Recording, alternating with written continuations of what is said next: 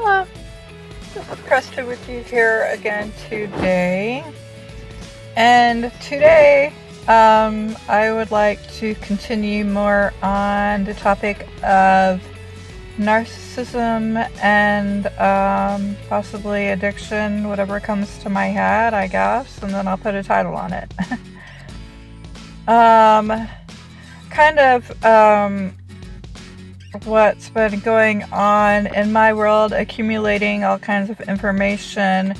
I finally got out last week's video, which was about crystal meth addiction and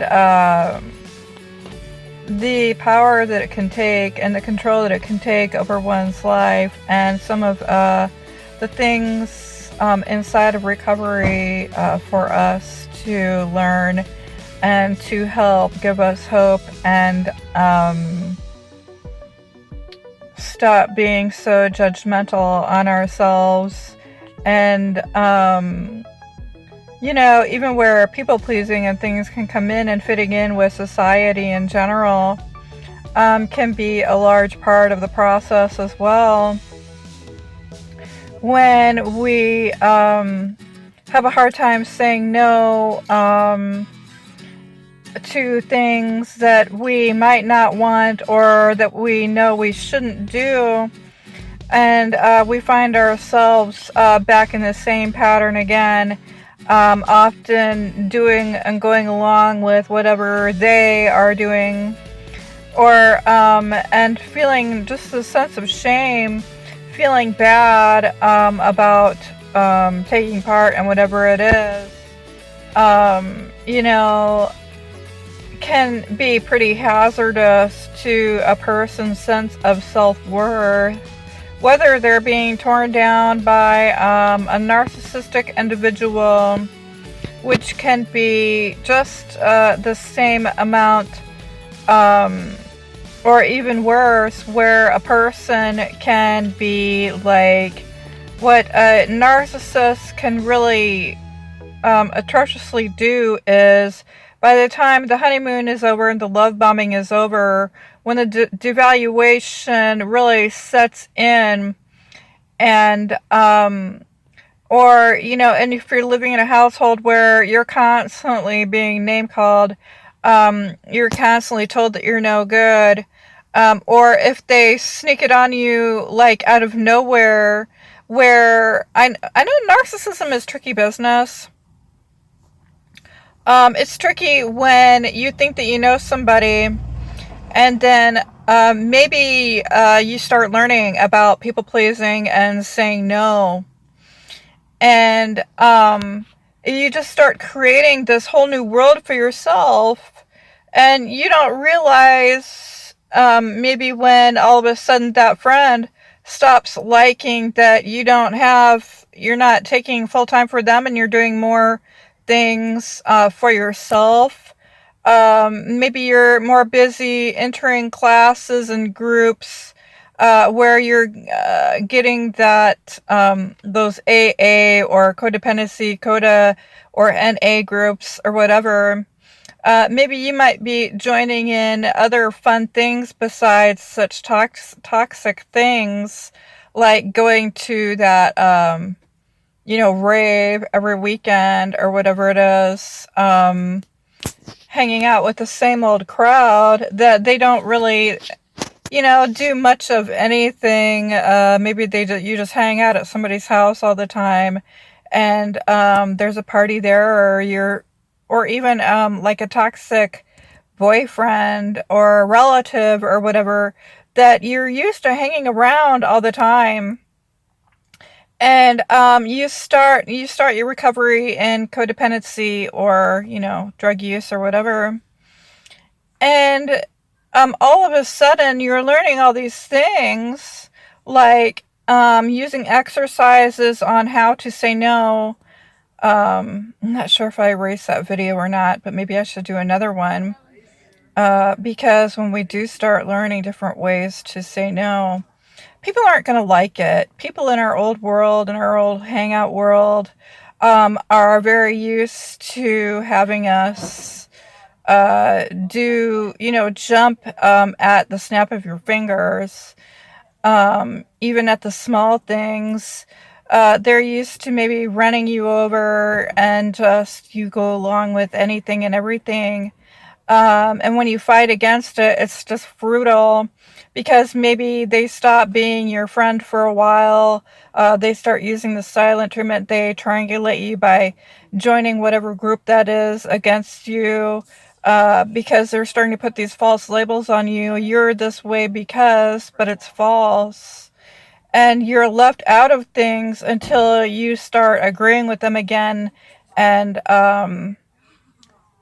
running all over the place for somebody or something, whether it can even be your kids, until you're so haywired out and tired and exhausted. And you wonder why you never have any time. You're always busy, busy, busy, catering to everyone else's needs. We forget our own. And then we really blame ourselves. To start forgiving ourselves, first thing, take a deep breath. Maybe do some mindfulness skills when we're feeling levels of CPTSD or trauma related from the hurt that people can put on us, no matter how small or large. Whether that man just divorced you and took the kids, not to, just because things might be changing, and we start gathering better things into our world, and these toxic people might start falling away a little bit more and more. To just take a breath, imagine a calm, serene ocean or something, or just take a nature walk, go outside, take a deep breath of air. Um, you know, pet an animal, to calm yourself. I'm into that a lot these days, into mindfulness practices. I just started a class on PTSD trauma for some of the harder things I've had to deal with lately.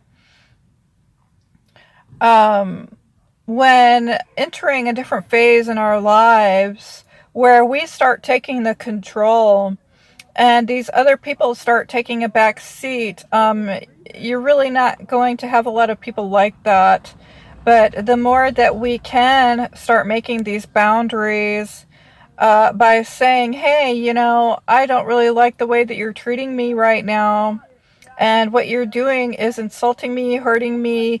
The silent treatment might be, bothering me, or to be left out, or whatever it is, talk to you behind your back. Whatever it is, all these toxic narcissistic types of ways that a person can try to take control in a very toxic, manipulative way. When we've had enough of it, no matter if it's down to the core levels, like being so addicted to these people pleasing type of relationships, is like being addicted to a drug. Like being addicted to the narcissist can be like being addicted to heroin. You can be so addicted to it, and that trauma bond can repeat itself over and over and over and over again, where they beat on you and take you back and be nice to you for a while, and then it starts all over again. Maybe it falls into the discard stage where they leave you and they live in a different home. But they say, hey, we can get together, maybe still on the weekends, but I just can't deal with your shit all the time. Like they're making all these excuses like you're the bad one. They're just conditioning you further into a trauma bond where they have complete control and they take complete advantage of you. How long are you going to let this go on? Until we are at rock bottom again, and we are so have lost almost all of our self-esteem to hang on to these people and take their crumbs of niceness every once in a while, and their battering, and being addicted to that is like a drug, can just harrow you down. Maybe you've stopped taking care of yourself. Um, maybe you have forgotten who you are, that these people have completely erased your sense of who you are or what you like or don't like anymore. If you grew up in a family like that, maybe it's finally time for us to learn how to stand up for ourselves the right way, and to go on and begin to enjoy life, instead of being in this miserable state of grief all the time, where these people are just hanging us on by a string, like a puppet.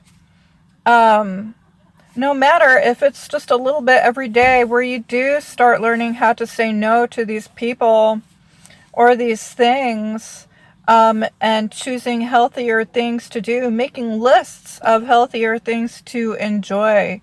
Maybe start going to that coffee club, bringing your guitar, or for that friend with the guitar, and like sing a song. Other creative outlets, where we can get out there and start enjoying things that don't rely all around this person or what they're doing, or what we can do with them and for them 24/7. Or even if it's after the devaluation stage, where you're just learning to do your own thing. I mean, it is important for us to find ourselves again. And whether we've been kicked down by drugs and drug out, or if it's by a certain type of job or people or circumstances that you've been dealing with, maybe for quite too long. Um, Maybe we can find other things, other interests, other hobbies, other creative ways that we can work, even, and make money on a daily basis. I mean, how important is it to yourself that you would like a better life? You know, I mean, what point do we have to come to? Maybe it's rock bottom a million zillion times and just devastation over and over and over again, when we keep letting these people knock us down by taking our children, taking the money, taking the house, taking our right to even speak. Narcissists can even not let us talk, and just really evade and evoke our sense of selves and our own thoughts. Maybe it's important today to begin a journal and keep it somewhere, keep it in the freezer, like my one of my group leaders says, or hide it in a special spot where nobody's going to find it. Maybe start saving money back for those classes, or even another place to live, that you don't have to depend on these people for your own sense of worth, when they'll knock it down and knock it down until it's like this, and you're just like, just incomplete, not even enjoying any part of your life anymore, where it just turns upside down. And that anxiety is so bad, you might even be having anxiety attacks. You might have a full-on depression that you have to get on medicine for. You might not even be able to get up anymore and go on. Don't forget to help. Remember that there is help out there. Call your local free support group, or a therapist, counselor, whatever you can do to get some support right along, because you don't have to do it by yourself. And if it is just secretly for a while, like I said, journaling can be really important. Like, I love to put these videos on, because even if I don't have a lot of time to write right now, I have these videos, and is also a kind of gives me self-confidence as to where I'm learning to be a coach. I'm learning to talk, and I'm learning to talk in front of a lot of people. And I never, in my craziest mind, thought that I would do something like this. Because all my life, I felt so bad about myself. Like, my self esteem was so low that thank God I did have some creative abilities. Like was born with the gift of being an artist, and I found painting very constructive, very young. And be, being in a narcissistic family, it was really important to me to have something that made me feel better about myself and gave me a little bit of confidence to get through that spiraling journey through my younger years. And I'm afraid to tell you that it will continue to spiral if you do not learn and stay in the recovery, whether you're a codependent, you're learning about narcissism and the manipulative tactics that they do use against you, and the red flags if you're dating or whatever about these people, and like how bad they can really destroy another human being. It's really important to stay in your recovery. Otherwise, you are never going, it's going to be a lot harder to get to the other side. Whether it's walking away from whatever it is, finding your own way, your own peace, your own journey, your own life, that you can actually like it by creating things that you like is really a trick, and it's a really great one. I'm learning for myself, and it's not easy getting away from these people, even inside of the drug world, because you might have this friend or that friend come back or contact you, kind of like the Hoover that a narcissist can do, come back and be like, oh, hey, and treat you really nice, and then just like put that alcohol or that drug in your face again, or, oh, just come to this last graduation party, and then before you know it, they're hounding you to have a drink. And if you still have a hard time saying no, you're gonna fall right back into doing it.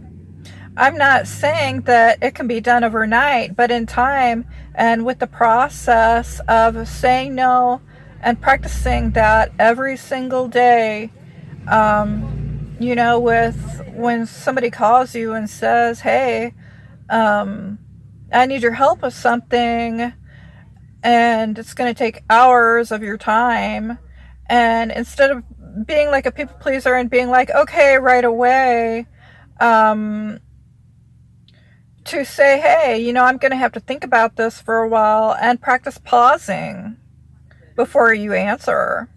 And then tell them you get back with them later. And then when you do get back with them later, say, well, I might be able to help you, but not so many hours, maybe just a couple hours because I have other things to do. And you don't have to explain yourself.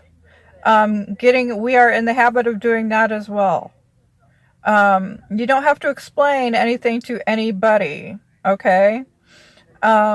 Just basically tell them that you've got something else going on, and um, you know, because it's just a practice that we must use every day. So if I did erase that video, there some of that information is again on the Disease to Please by Harriet Breaker book.